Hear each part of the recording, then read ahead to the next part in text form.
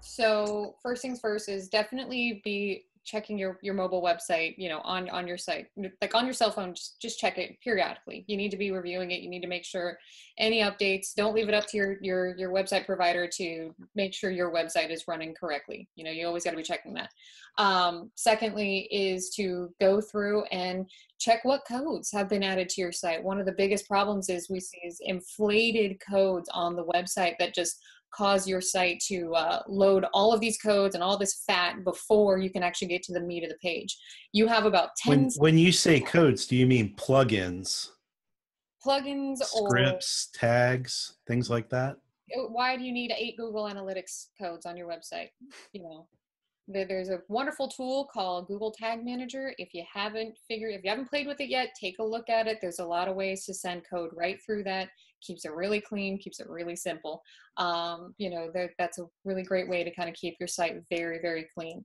But review, and that's another great point I think you've talked about before, is that making sure that, you know, old codes are removed from there.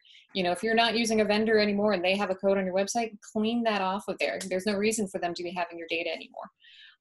So that's the second thing, is make sure that your site is running really well. The third thing is get into your webmaster tools and evaluate, you know, what pages are ranking really well, which ones are, if you have any code issues, if there's anything that's, you know, throwing out red flags in webmaster tools, it's saying, hey, this is an issue.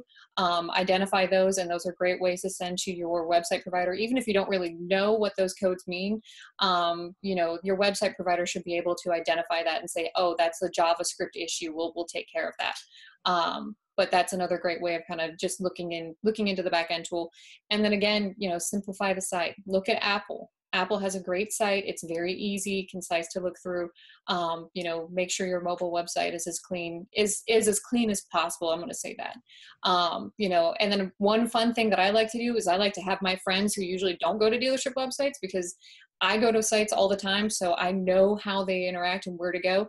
Have a family member, have a teenager go through the site and say, hey, can you go to the new cars? Can you find new cars?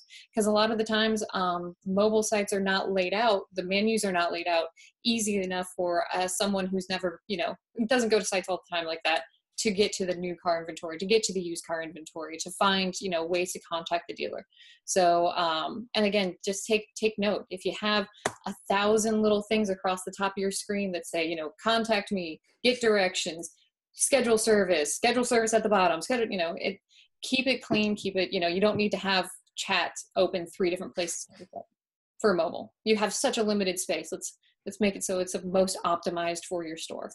And what about looking at things from you know, different mobile platforms? Like, you know, you've got iOS on the Apple devices, on the iPhones, and you've got Android on Google devices. Should you be checking both of those out? Yeah, definitely. You know, my Google device, I'm a very big Google advocate, you know, especially if you have a site that is an adaptive site that has a mobile platform itself, may render differently for each one. And of course, you know, with the Google phones, there's a few different little nuances, especially like searching things like voice to text. Some of those things can pop up a little bit differently. And especially like the click to call or click to message, make sure if you do have those buttons that you test it out on both an Android versus an Apple, because sometimes those can affect the phone differently. So sometimes it'll automatically call, sometimes it'll put, like, sometimes I've seen I've gone through my phone before on client's device, or on my device on client's websites, and it pops it open in a text message for some reason. So there was a coding issue there. And Mike Phillips has a good point. He says he's a fan of looking from the outside in. So shop yourself like a customer would. Mm-hmm. I like Drew's comment as well. And Erica kind of hit it with teenagers. His comment was, oh, now it just scrolled up, darn it. His comment was, how do you do a good mobile review? Take out your phone, go to your website, hand phone to grandma, tell her to try and get info and or buy a car. So yeah, that was right along with your teenager comment as well. Yeah. So definitely. Grandma's a good one. I like grandma. Yeah.